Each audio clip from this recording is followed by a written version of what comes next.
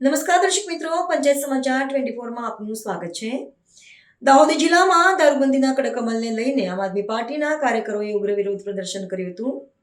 સરકારની નીતિઓ સામે સવાલ ઉઠાવતા આપના કાર્યકરોએ ગૃહમંત્રી હર્ષ સંઘવીના રાજીનામાની માંગ સાથે સૂત્રોચ્ચાર કર્યા હતા।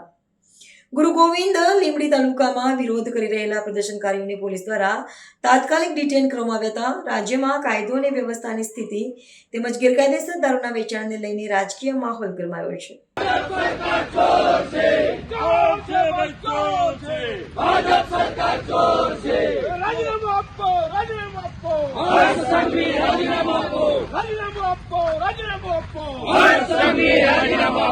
ગુજરાતમાં કાગળ પર દારૂબંધી હોવા છતાં અનેક વિસ્તારોમાં ખુલ્લેઆમ ગેરકાયદેસર દારૂનું વેચાણ થઈ રહ્યું હોવાના ગંભીર આક્ષેપો સામે આમ આદમી પાર્ટી દાહોદ જિલ્લા દ્વારા આજે ઉગ્ર વિરોધ પ્રદર્શન યોજવામાં આવ્યું હતું। દાહોદ અને ગુરુ ગોવિંદ લીંબડી તાલુકાના મુખ્ય માર્ગો પર એકત્રિત થયેલા આપના કાર્યકરોએ રાજ્યમાં દારૂબંધીનો કડક અસરકારક અમલ કરવાની માંગ સાથે સરકાર વિરુદ્ધ જોરદાર સૂત્રોચ્ચાર કર્યા હતા।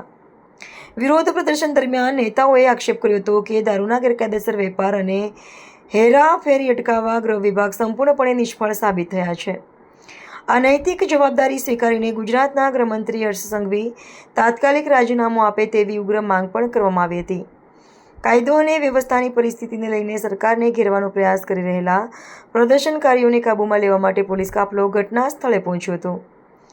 ગુરુ ગોવિંદ લીંબડી તાલુકામાં વિરોધ કરી રહેલા આમ આદમી પાર્ટીના અનેક આગેવાનો અને કાર્યકરોને પોલીસે અટકાયતમાં લઈને ડિટેન કર્યા હતા। જોકે પોલીસ કાર્યવાહી છતાં કાર્યકરોએ પોતાનો વિરોધ અવિરત રાખીને જનહિતના મુદ્દે આગામી દિવસોમાં પણ સરકાર સામે આંદોલન ચાલુ રાખવાની ચીખ ઉચ્ચારી છે। ભાવનગરની અંદર હાલમાં જ એક લઠ્ઠાકાંડ થયો, એની અંદર 10 લોકોના મૃત્યુ થયા છે। અને જે લઠ્ઠાકાંડ થયો એ નકલી દારૂ પીવાના કારણે થયો છે। બધાને ખબર છે કે આ ગુજરાતમાં દારૂબંધી હોવા છતાં ગુજરાતના ખૂણે ખૂણે ગામે ગામ ગલીએ ગલીએ દારૂ મળી રહ્યો છે અને આ બધું સરકારની નજર તળે અને પોલીસની રહેમ રાહે થઈ રહ્યું છે, આપ સૌને ખબર છે। અને આ જે દારૂ નકલી દારૂના કારણે જે પરિવારો બરબાદ થયા છે એવા આવનાર સમયમાં બરબાદ થઈ શકે એમ છે। અને એના માટે અમે આ ગુજરાતના રોયલ સ્ટેજ મંત્રી તરીકે પ્રખ્યાત થયેલા હર્ષ સંઘવીનું રાજીનામું માંગીએ છીએ। જ્યાં સુધી હર્ષ સંઘવી રાજીનામું નહીં આપે ત્યાં સુધી આમ આદમી પાર્ટી અને ગુજરાતની જનતા જંપીને બેસશે નહીં। આવનાર સમયની અંદર જલદ આંદોલન પણ કરવામાં આવશે। એટલે અમારી માંગ છે કે હર્ષ સંઘવી તાત્કાલિક રાજીનામું આપે, ગુજરાત સરકાર જવાબદાર કર્મચારી, અધિકારી અને નેતાઓ સામે પગલાં લે, બુટલેગરોને જેલમાં પૂરે। પાછળના ઊંચા કરો બધા। હર્ષ સંઘવીનું રાજીનામું આપવાનું છે, બીજું થોડું છે કે લેવાનું છે। ગુજરાત સરકારમાં અત્યારે ઠેર ઠેર ગામડામાં હોય કે સિટીમાં હોય દરેક જગ્યાએ દારૂ વેચાઈ રહ્યો છે ને એમાં મોટા મોટા બુટલેગરો છે એ દારૂ વેચી રહ્યા છે ને એમનો જે હપ્તો છે પોલીસવાળા ઉઘરાવી રહ્યા છે, સરકાર દ્વારા એમને લેવામાં આવ્યો છે।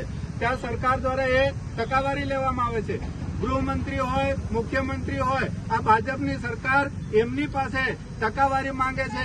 તો એના કારણે અત્યારે જે ભાવનગરમાં જે લઠ્ઠાકાંડ થયું છે એમાં 10 માણસોના જીવ ગયા છે અને સાથે સાથે 40 માણસો દવાખાનામાં છે।